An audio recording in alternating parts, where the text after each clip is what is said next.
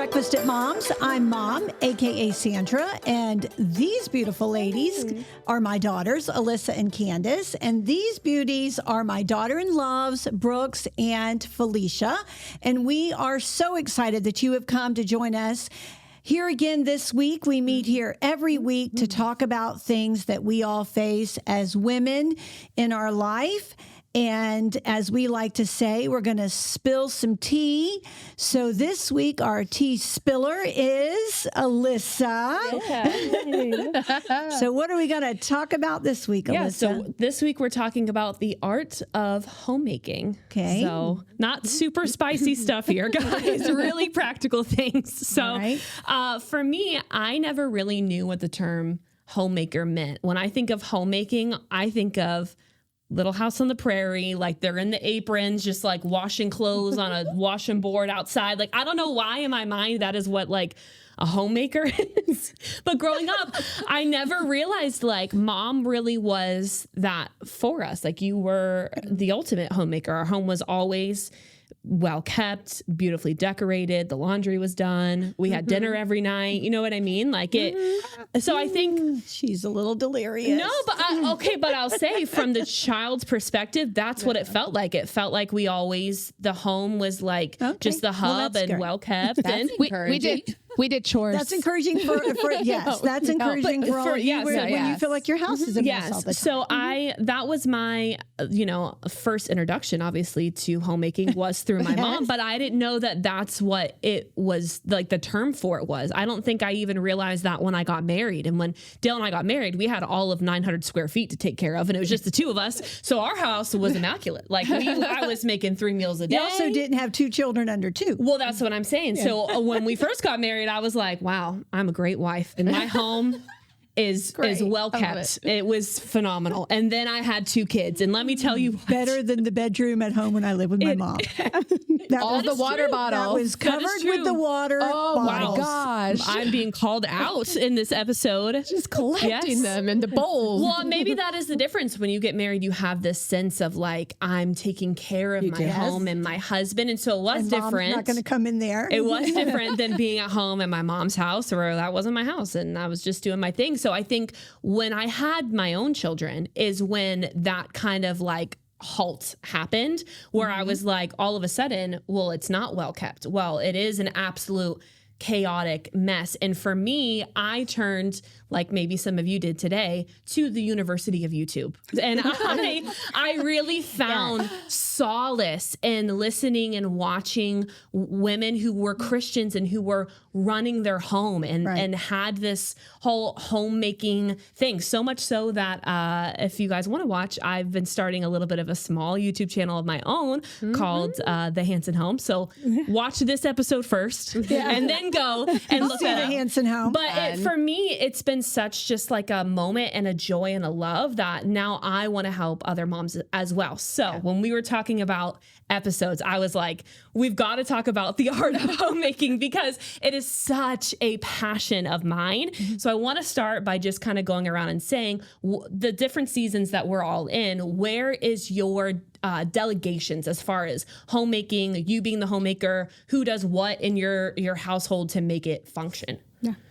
Well, I want to say first, when you said you didn't know what homemaking was, like I've been married 11 years and I had to look up the definition. And so I wrote it down. Crazy. No. I literally had to look up and I had to like figure out, I was like, okay, what does this actually mean? But for our season of life, like I work 9 to 5. So I'm out of the house. Brandon's also out of the house. So as far as we basically split everything as a team, but it's not delegated as in like you have the dishes. It's like whatever you see is yours. Oh, nice. Yeah. That nice. That's practical. Just to make it function. And so nobody really has like other than like I don't take the trash out. That's like no, and I don't like bathrooms. But I'll do everything. You know, I'll pick up a spider, even though I don't want to, things like that. But thank God you live next door to Alyssa. Yeah, because I will not. Yeah. I know. And I have to run over there. Yeah. But in our season, that's just kind of what it looks like right now. Yeah. And it's different. But it works for you. It works for us. Yeah. And you're still doing an amazing job at the art of homemaking. Yeah, exactly. Trying. Yeah. Yes. Yeah. Flea, why don't you? Tell us what season you're in. We are very much like split it split it up to certain tasks we're responsible for. So I'm responsible for having all the food on the table, breakfast, lunch, and dinner. I'm responsible for the house being cleaned. I'm responsible for grocery shopping, paying the bills. Like, those are my duties. Trevor has outside work. And he has laundry. The trash.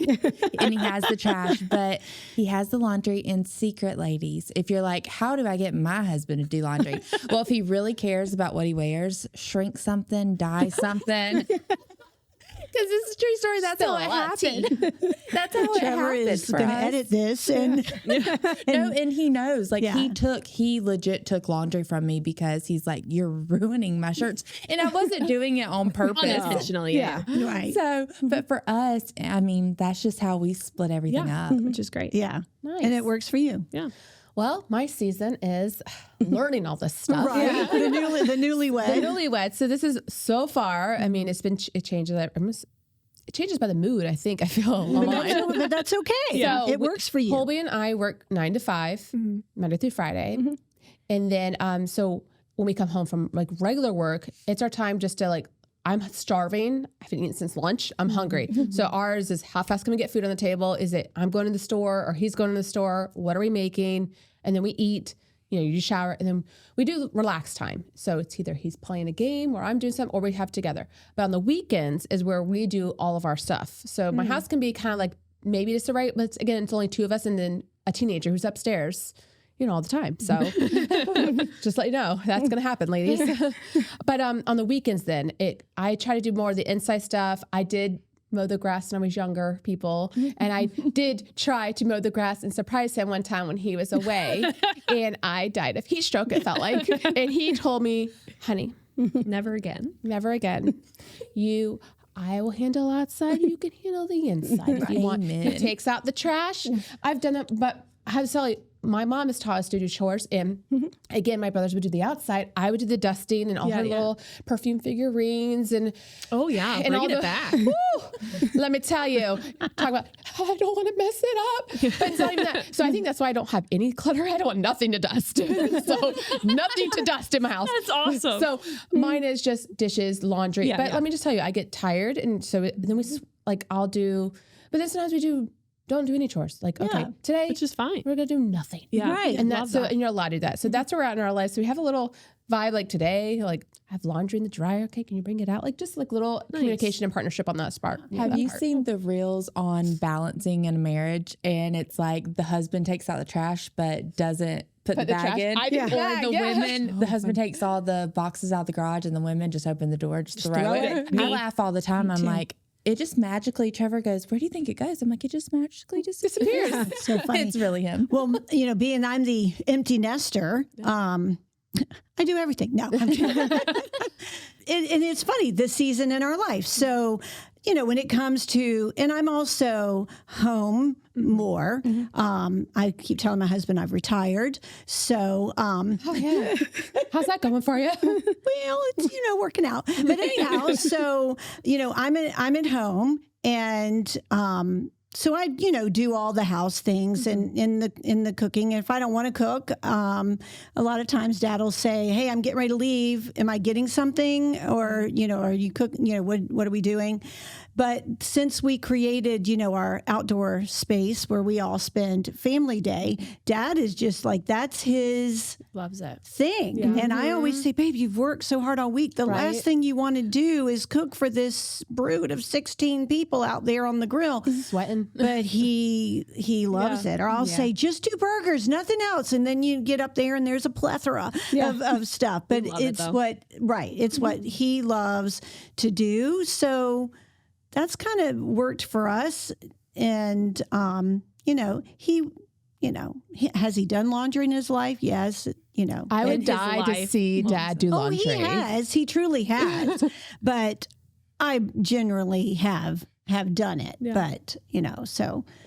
Yeah, I think in our house, we have 2 little ones. And so it's often chaotic. I do the majority of the home things like cooking our meals. Dale does do breakfast on Saturdays. That is his one meal that he has to make.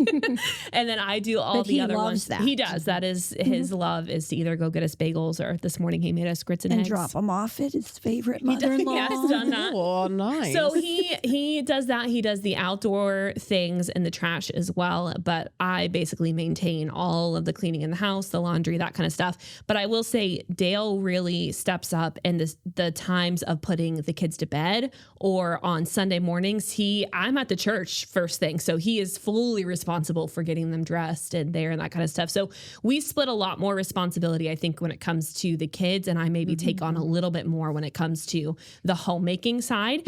But I will say, ironically, I am the one that like loves to talk about homemaking, but the majority of my house is just like a hot mess all the time, having 2 under 2. So my question is, how do we let go of that guilt when our homes are messy and there are people that want to maybe stop by or come over for a play date? Like, what do we do? How do we kind of let that go? And I'm asking because I'm horrible at this. I honestly, yes, because I've texted her and can I come? I want to come by. Mom, my house is a mess. Alyssa, I do not care. Exactly. She won't let me come. She won't let me come. But she also, gets that from me as well, because I don't want you to surprise me. And, unless you're family, you don't care about my house. But I want my house to be in order. But I think that you have to realize, and it's hard when you're in it, because people would say to me, oh, they grow so fast. And I got so tired of hearing that. It was like, oh, obviously they grow fast. You don't realize how fast they truly grow. So you almost have to learn to change that perspective of, this is temporary, very temporary and very fast. So it doesn't matter as much. It's going to be okay. You've got to give yourself permission to have a messy house.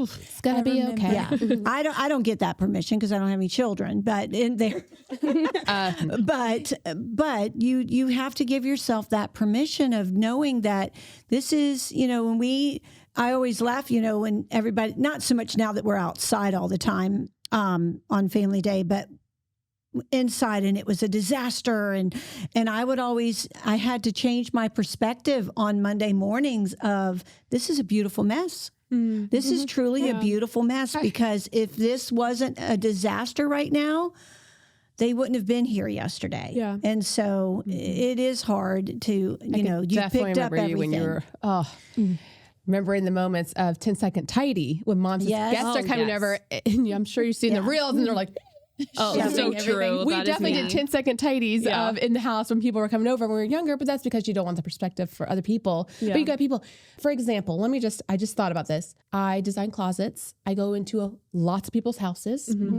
And let me talk about guilt on that part. And it's to myself, and I understand that part.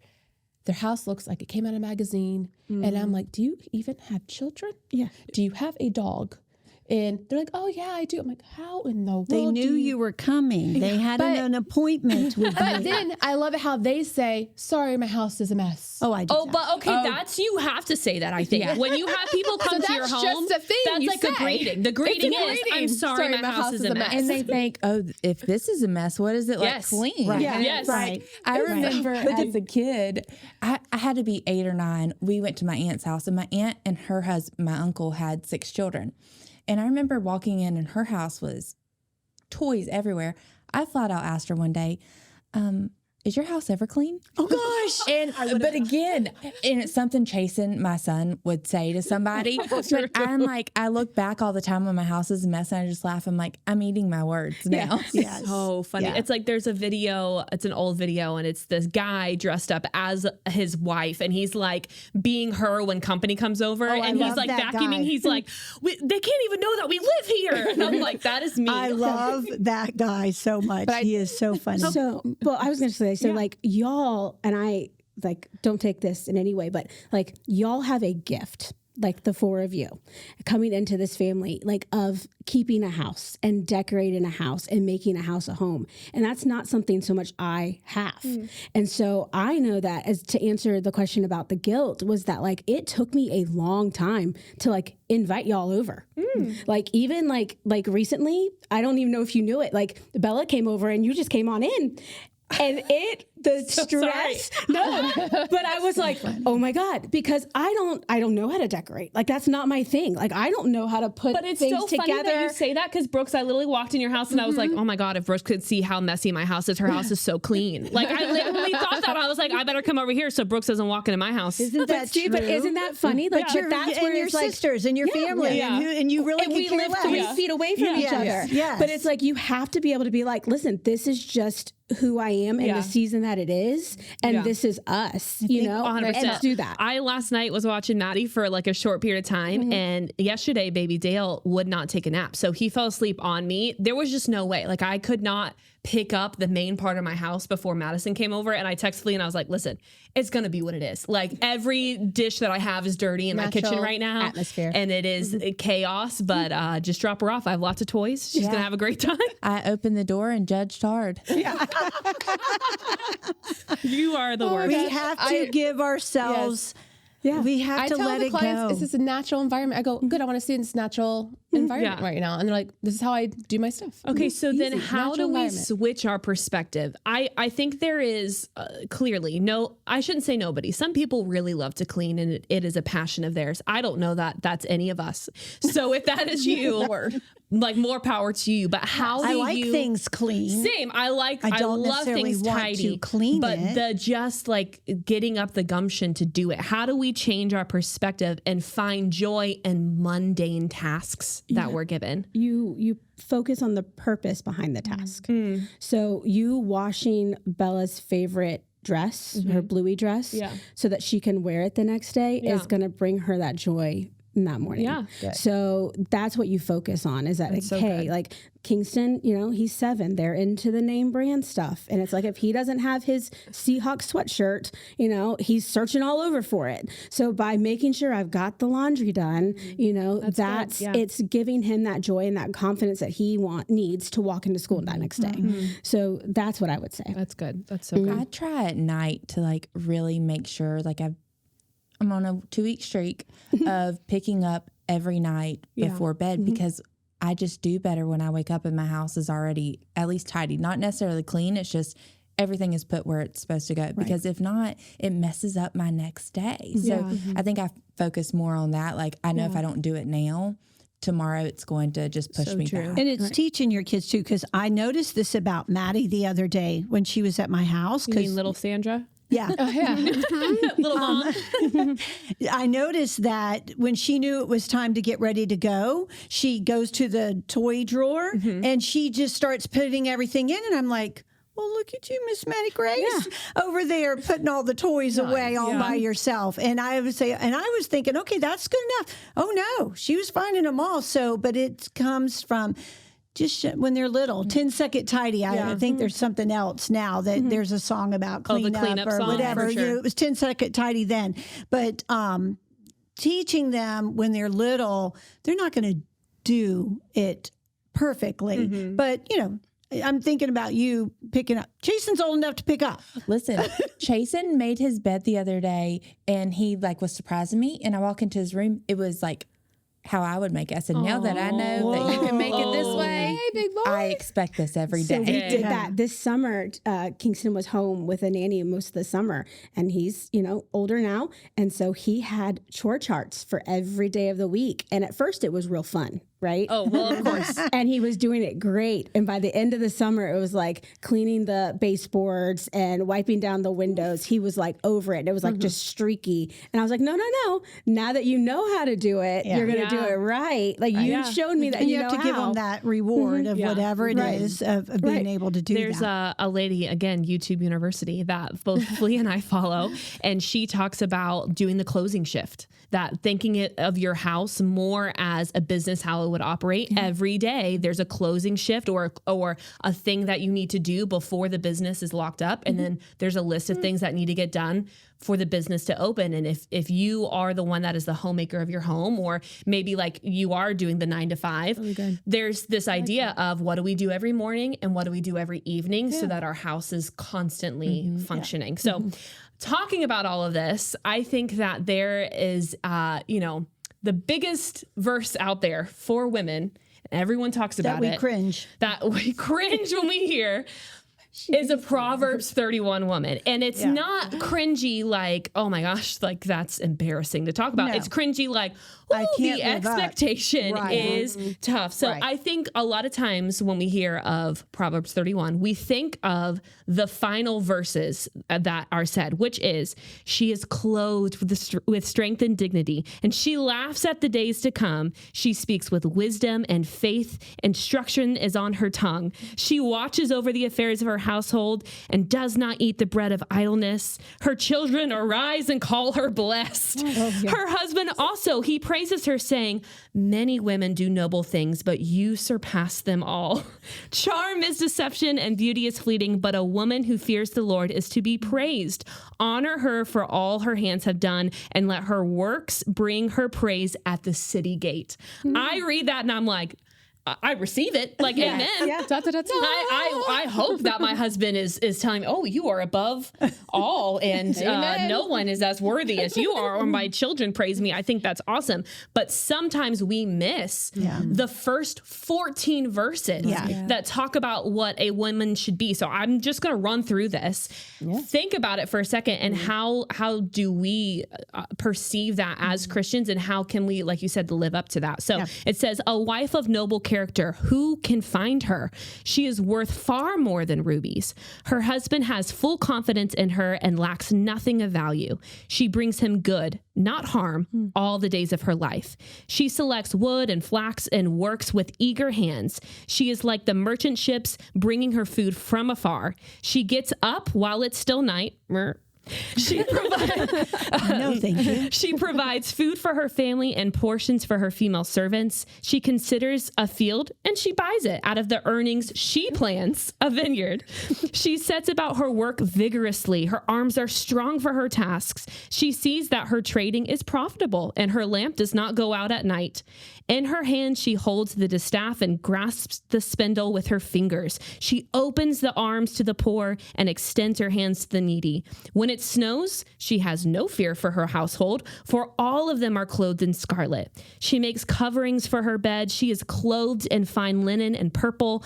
Her husband is respected at the city gate, where he takes his seat among the elders of the land, and she makes linen garments and sells them and supplies the merchants with sashes. All of that is before the cute little things that we get in front of journals that say she's clothed in strength and dignity. All this whole list of things that she does, works with her hands, that she has her own money and buys her own land and does all of this work. So with all of that, taking all of that in, how can we really live up, or at least try to live up to being that Proverbs 31 woman? Funny you should ask. Well, I wrote a blog post about this a couple.